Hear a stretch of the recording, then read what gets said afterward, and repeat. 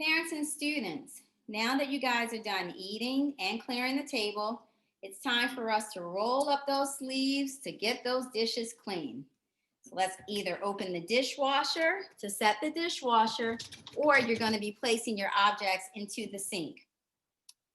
Parents, just like I stated before, you're going to provide your student with verbal prompting, visual prompting, and a touch prompting, tactile prompting. Initially, that's how you're going to do it. First, you're also going to model how to set the dishwasher, and it'll go something like this. So you would take your object, place it in the dishwasher. The next time, you're going to grab the object, pass it to the student, touch the object, touch where you want it to go in the dishwasher, and say, put in. So in that situation, I provided the student with a verbal prompt, a visual prompt, and a touching prompt, a tactile prompt. So you'll continue to do that. You're going to provide the student with a visual prompt by having the object placed in front of them. You're going to touch the object, then touch where you want it to go inside of the dishwasher and say, put in.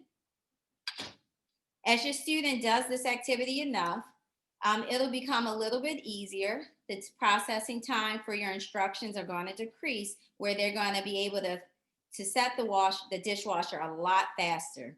Once you start to notice that, pull back on one of the prompts. Take away the verbal prompt. Just provide them with the visual and the touching prompt by touching the object, touching where you want it to go. Okay. Once they progress with that, I would remove the touching prompt, just provide a visual prompt by having the object in front of an open dishwasher and pointing to the student and saying, you do. Now, it might not work that easily the first time, especially since you removed a prompt, something that was provided to them before. You might notice that the student will look at you, then maybe look at the dishwasher and the sink, and like they're confused because something is missing. If you do notice that, I would step back and provide that touching prompt again by touching the object and touching where you want to go, where you want the item to go. I would do that a couple of times.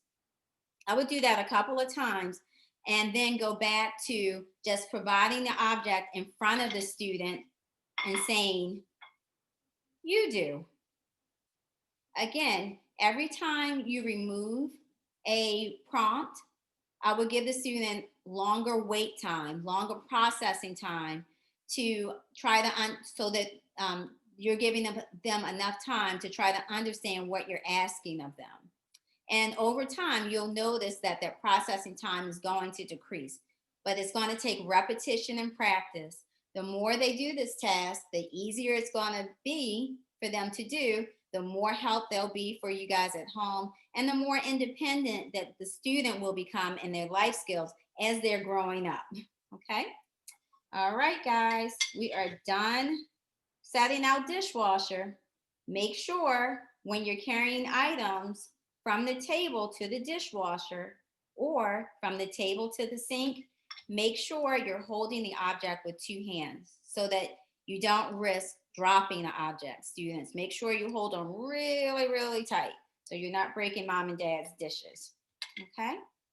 The dishwasher is set. Mom and dad will put the detergent in.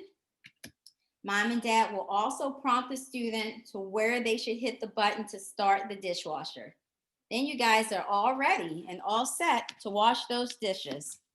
I'm so excited to have done this activity with you guys today. And I would really love to see your placemats that you made at home. If you could upload those placemats to the occupational therapy tab in your teacher's Google Classroom. I would love to see the videos of you guys setting the tables, the placemats you guys made, or even if it's just a picture. Okay? Happy Thanksgiving, and everyone, and students, don't forget to help your parents.